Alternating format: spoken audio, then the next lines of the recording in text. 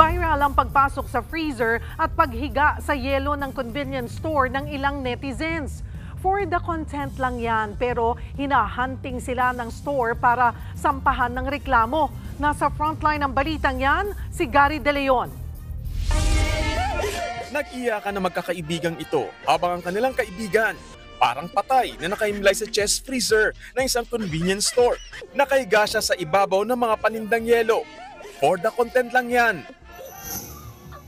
Eto pa, may gumaya pa sa kanila. Humigari ng babaeng ito sa loob ng chest freezer sa parehong convenience store. Nakakadiri raw yan, sabi ng ilan.